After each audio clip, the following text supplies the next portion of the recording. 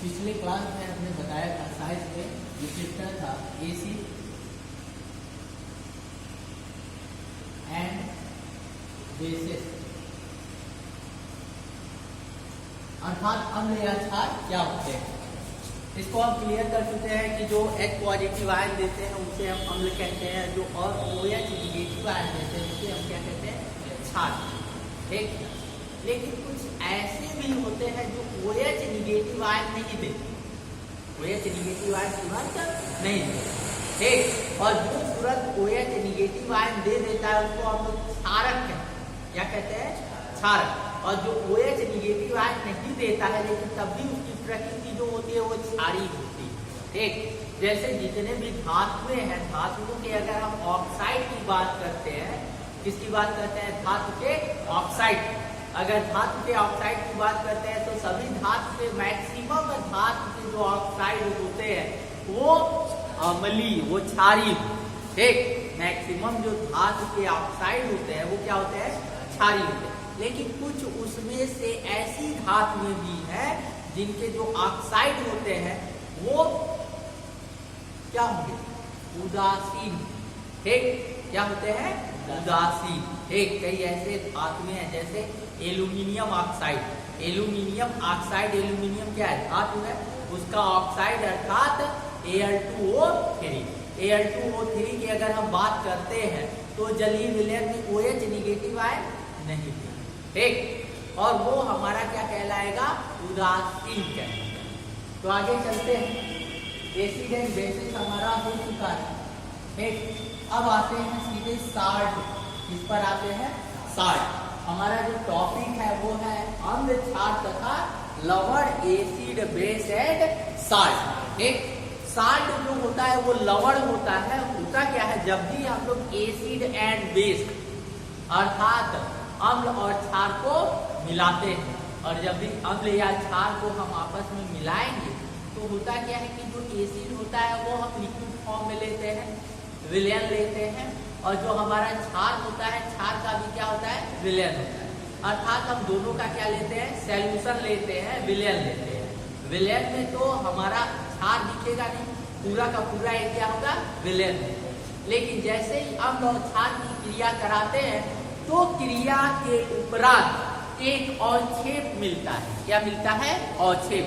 अवक्षेप क्या होता है, जैसे कोई चीज है, मिला दिया में, जैसे आप लोगों ने देखा होगा कि दूध है, अगर दूध में हम नींबू डाल दें या और कोई फिटकरी डाल दें तो क्या होता है कि दूध में होता क्या है कि एक प्रकार की रासायनिक क्रिया होती है, और रासायनिक क्रिया के फलस्वरूप जो ठोस पदार्थ होता है वो अवक्षेप के रूप में बाहर आ जाता है, और जो वाटर होता है वो बचे जाता है। ठीक, अर्थात यहाँ अगर हम अवक्षेप की बात करते हैं और अम्ल और क्षार की क्रिया की बात करते हैं तो अम्ल और क्षार जब भी क्रिया करेंगे तो जाहिर सी बात है एक H पॉजिटिव आयन देगा और एक OH निगेटिव आयन देगा, और H पॉजिटिव और OH निगेटिव आयन मिल करके क्या बनाते हैं, लवण।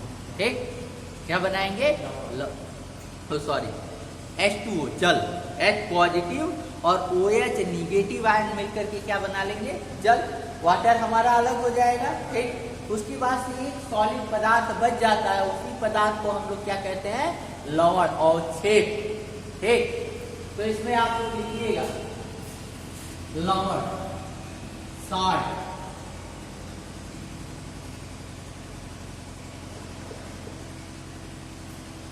साल्ट,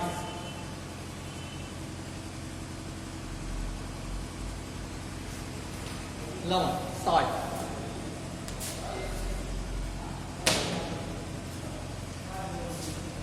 जब किसी अम्ल की क्रिया, जब किसी अम्ल की क्रिया क्षार से कराई जाती है, क्षार से कराई जाती है, तो एक अवक्षेप प्राप्त होता है, तो एक अवक्षेप प्राप्त होता है जिसे लवण कहा जाता है,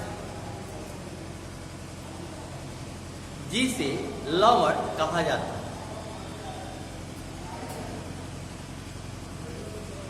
इस प्रक्रिया में जल का भी निर्माण होता है। इस प्रक्रिया में जल का भी निर्माण होता है।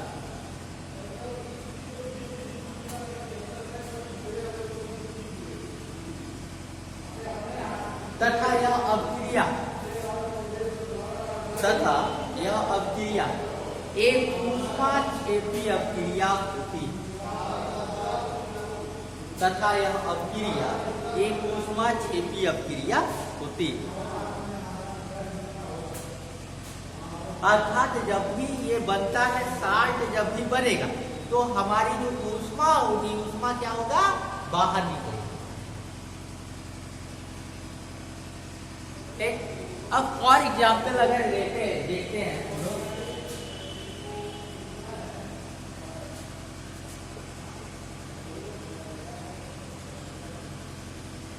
For example small A number.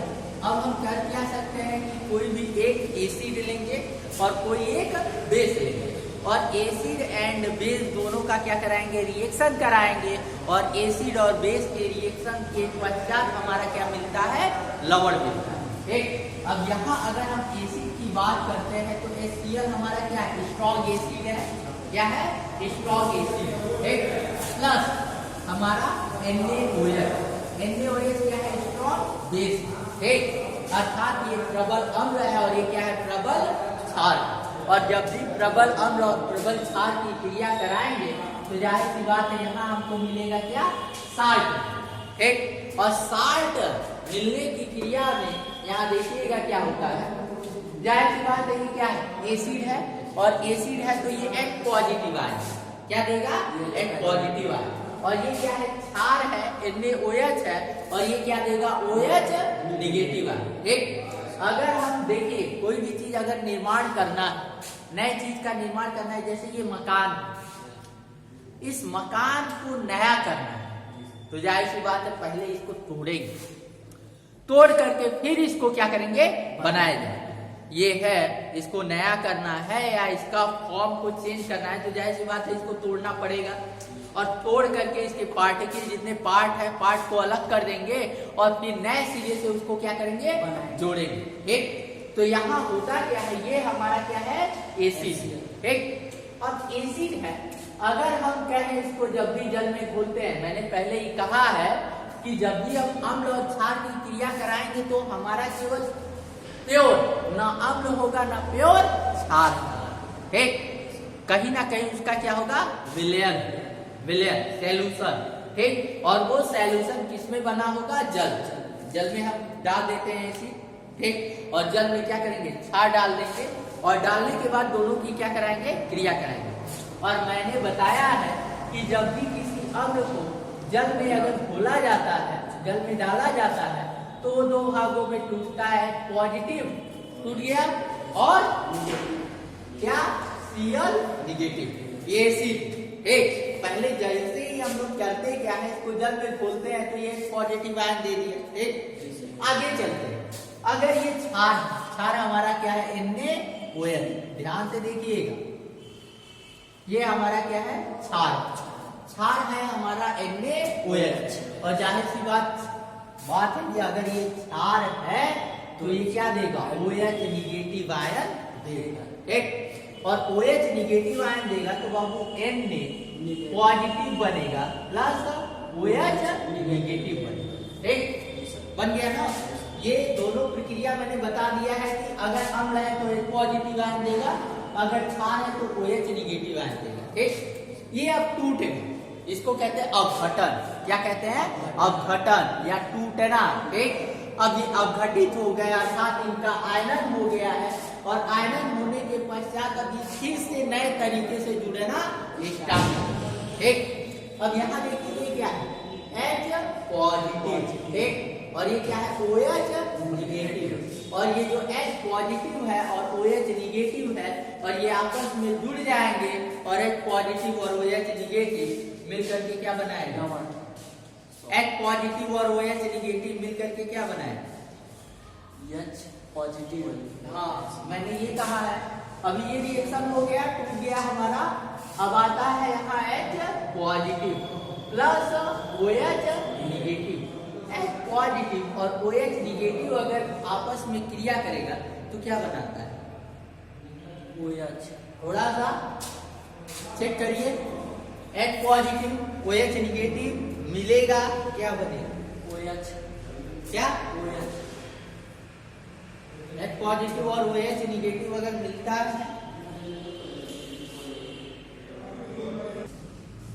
ठीक, ये H पॉजिटिव OH निगेटिव मिलकर के क्या बना लेंगे, H, ठीक हो गया ना। बचा अभी क्या, Na और क्या बचा हुआ है, Cl, ठीक। देखिएगा जब भी हम लोग करेंगे क्या इसको, हमको ये दिखाना क्या बनेगा, कौन सा साल्ट बनेगा, तो क्या होगा, पहले हम क्या करेंगे, अम्ल का H और क्षार का OH जोड़ करके जल को बना दिया, जल बन गया, ठीक। और जल के बनने के बाद जो भी बचेगा वो आपस में क्रिया करेंगे, क्या करेंगे, आपस में क्रिया करेंगे।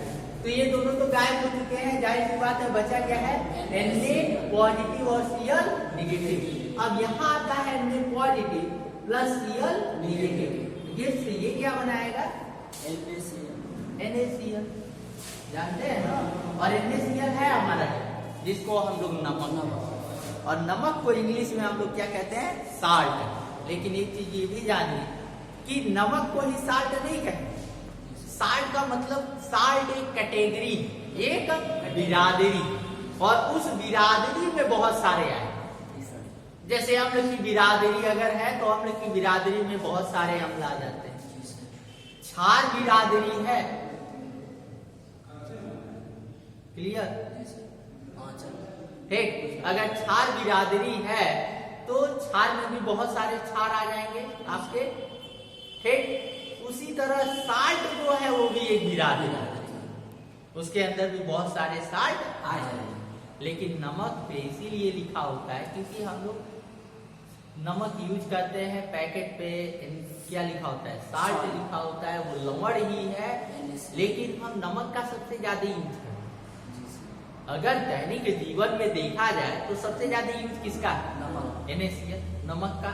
बाकी जितने साल्ट है उसका हम लोग बहुत कम यूज करते हैं, लेकिन नमक का सबसे ज्यादा, इसीलिए नमक को ही हमने क्या कह दिया, साल्ट, ठीक। तो यहाँ अब देखिएगा क्या क्या बनेगा। अब यहाँ देखिए ये और ये हाँ टूट गया, टूटने के बाद फिर क्या हुआ, रीअरेंज।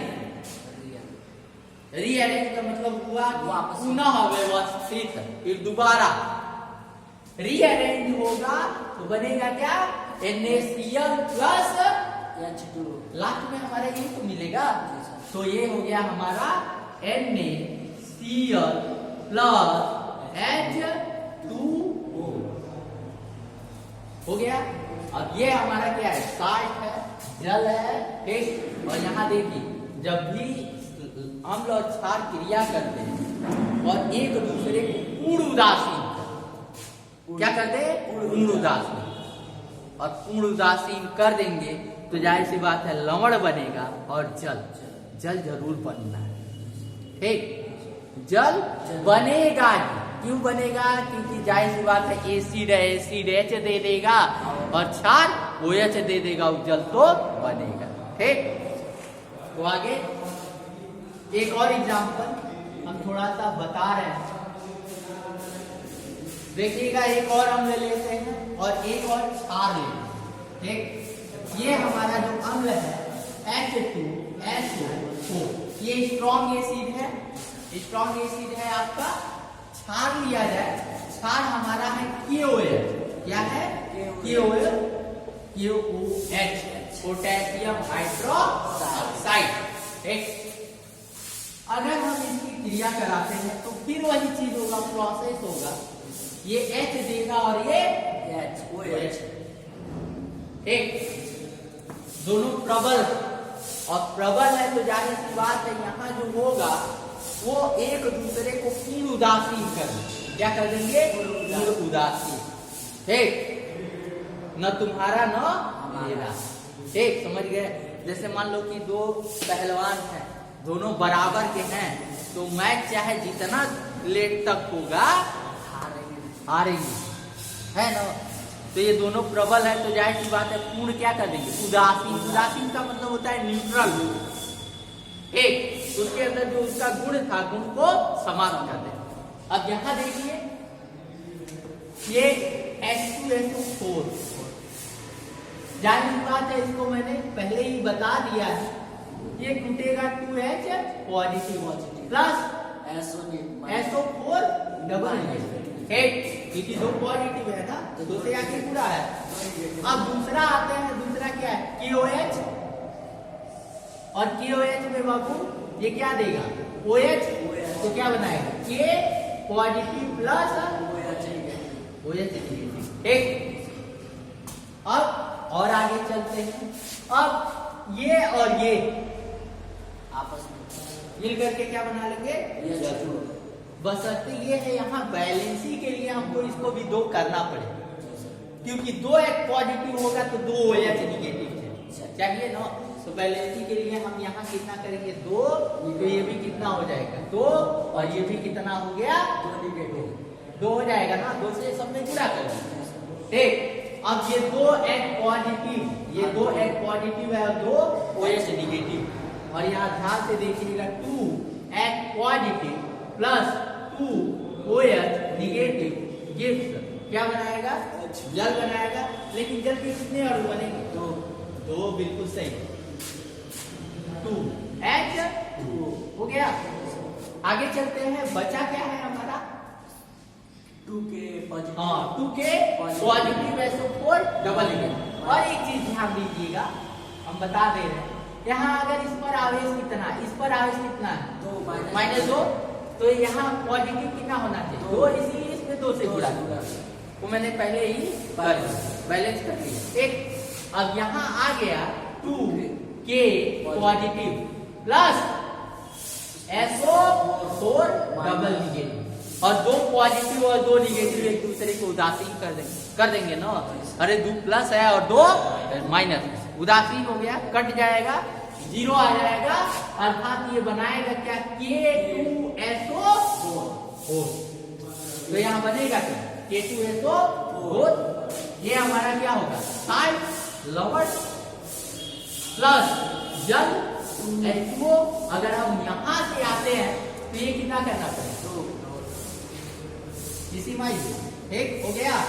और देखिए ये एक है, ये भी एक जो दिख ही रहा है, इसमें कुछ जुड़ा नहीं हुआ है, इसमें 2 से, मैंने 2 से यहाँ जुड़ा कर दिया। आगे और आगे चलते हैं, आते हैं प्रोडक्ट में। इन दोनों को हम लोग क्या कहते हैं? प्रोडक्ट, जो बनता उत्पाद। ठीक, अब आइए प्रोडक्ट में कितने जल? 2। ओके, ठीक, आगे चलते हैं। ये बेस है, इसका नाम पहले ही बता दिए है, हाइड्रोक्लोरिकम। ये sodium hydroxide gives NaCl sodium chloride plus जल H2O water and H2SO4 sulphuric acid, KOH potassium hydroxide gives देता है, हमारा साल्ट मिलेगा K2SO4 potassium sulphate plus H2O। ठीक, और ये जो क्रिया होती है ना, इस क्रिया में ऊष्मा मुक्त हो। अगर इस ये जो अम्ल और क्षार की क्रिया है, अगर हम कहते हैं कि किस कैटेगरी में आता है? रासायनिक अभिक्रियाओं के प्रकार, फर्स्ट चैप्टर। ठीक, अगर हम जाएंगे तो ये कौन सी अभिक्रिया? उष्मा शोषी नहीं, उष्मा बाहर निकलती है, और बाहर निकलेगी तो कौन सी अभिक्रिया?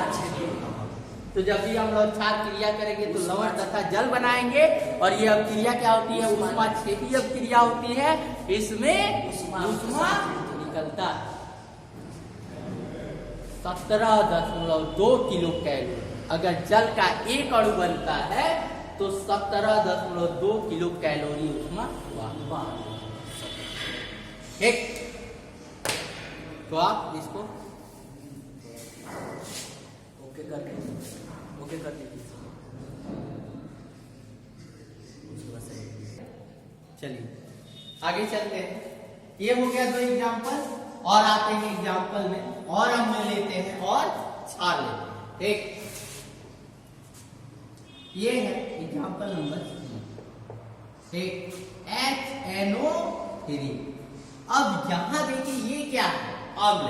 और जब भी कभी अम्ल के में क्या हो, SO4 आ जाए, PO4 आ जाए, NO3 आ जाए, ठीक, अगर ये सारी चीजें ऐसे आ रही तो SO4 अगर रहता है तो मैंने उसका नाम दिया था सल्फेट। क्या? सल्फेट। तो हाइड्रोजन सल्फेट। ठीक, H3PO4 अगर, तो PO4 को फास्फेट, सल्फेट, फास्फेट, तो N है तो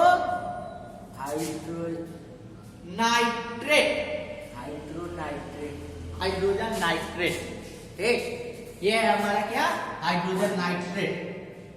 ये प्लस, अब क्षार लिया जाए, क्षार अगर हम लेते हैं,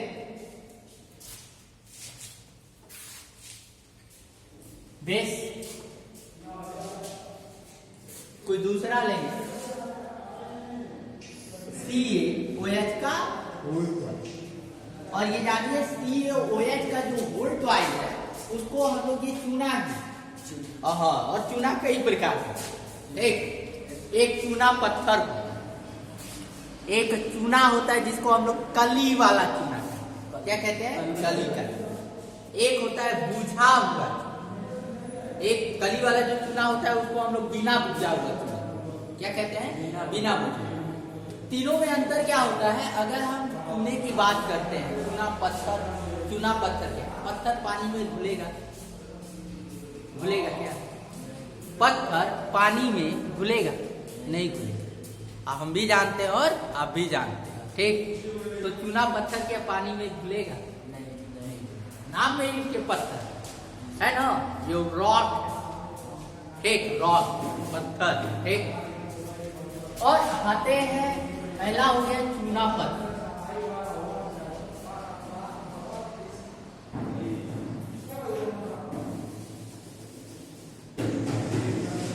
सही लिखा है जी, पत्थर है। ठीक, ये हो गया